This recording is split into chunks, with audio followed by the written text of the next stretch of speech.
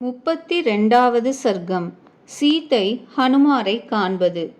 அங்கே கிளையிடுக்கில் மறைந்திருக்கிறவரும் வெள்ளை ஆடை உடுத்தியவரும் மின்னல் தொகுதி போல் பிங்கள வர்ணரான அவரைக் கண்டு திணுக்குற்றாள்.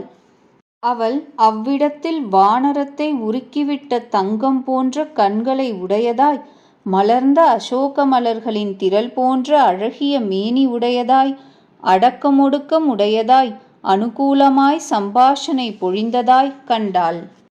மைதிலி அதிக சந்தேகத்தை அடைந்தவளாய் மனோவிசாரணை செய்தாள். குரங்கினுடைய பயங்கரமானதும் சாதாரணமாய் கண்ணில் படாததுமான இந்த உருவத்தை அபசகுன காட்சியாய் உணர்ந்து மறுபடியும் அவள் மதி கலங்கினாள். ஐயோ கஷ்டம்! பயப்பட்டு கலங்கிய சீதை பரிதாபமாக மெத்தவும் சோகித்தாள். துக்கத்தில் மூழ்கிய கட்டழகியான உத்தம குணசீலையான சீதா பிராட்டியார் மெல்லிய குரலை உடையவளாய் மெல்ல ராம ராம என்றும் லக்ஷ்மண என்றும் விட்டு விட்டு விசித்து அழுதாள். அந்த சௌந்தர்யவதியான மைதிலி அடக்கமாய் முன்னிருக்கின்ற அந்த வானர சிரேஷ்டரை கண்ணெடுத்து பார்த்து இது ஸ்வப்னம் என்று எண்ணினாள். வானராதிபருடைய அமைச்சரும் வானரேந்திரருடைய உத்திரவுபடியே நடப்பவரும் புத்திமான்களுக்குள்ளே தலைமையானவரும் பெரியதாய் கோணிய முகம் உடையவருமான வாயு குமாரரை அவள் யோஜனையில் இருப்பவளாகவே பார்த்தாள். அவள் அவரை நன்றாய் பார்த்து தக்ஷணமே மிகவும் அறிவிழந்தவளாய் உயிரிழந்தவள் போல் ஆகிவிட்டாள். திரும்பவும் முடிவில் அறிவை அடைந்து விசாலமான கண்களை உடைய சீதா பிராட்டி ஆலோசிக்கலானாள். என்னால் இப்பொழுது ஸ்வப்னத்தில் சாஸ்திர சமூகங்களால் ஆகாதென்று விளக்கப்பட்ட விகார ரூபமுடைய குரங்கு காணப்பட்டது.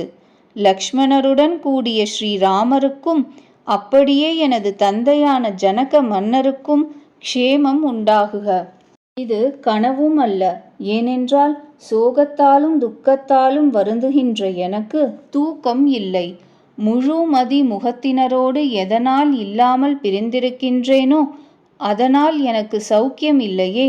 எப்பொழுதும் ஸ்ரீராமா ஸ்ரீராமா என்றே மனப்பூர்வமாய் ஸ்மரித்து வாயினாலும் அவரையே புலத்துகிறவள் ஆதலால் அவருக்கு ஏற்ற கதையை அவ்வண்ணமே செவியுறுகின்றேன். இப்படியே அந்த கதார்த்தத்தை அறிகிறேன். இப்பொழுது நான் அவரை பற்றிய காதலாலேயே வருத்தப்பட்டவளாய் மனம் முழுமையும் அவரிடத்திலேயே வைத்தவளாய் எப்பொழுதும் அவரையே தியானித்து கொண்டிருக்கிறேன். அவ்விதமாகவே காண்கிறேன், அவ்விதமாகவே கேட்கிறேன். மனத்தோற்றமாக இருக்கும் என்று எண்ணுகிறேன். அவ்வாறிருப்பினும் புத்தியை கொண்டும் நிதானிக்கிறேன். அதற்கு ரூபம் இருக்க மாட்டாதே. இதுவோ ஸ்பஷ்டமான ரூபமுடையதாய் என்னெதிரில் சம்பாஷிக்கிறது. உத்தேசம் என்னமோ? இந்திரனோடு கூடிய பிரகஸ்பதிக்கும் பிரம்மனுக்கும் அக்னிக்கும் நமஸ்காரம். இந்த வானரனால் என் முன்னே சொல்லப்பட்டது எதுவோ அந்த இது யாவும் அப்படியே பலிக்க வேண்டும், மாறலாக கூடாது. 32வது சர்க்கம் முற்றிற்று.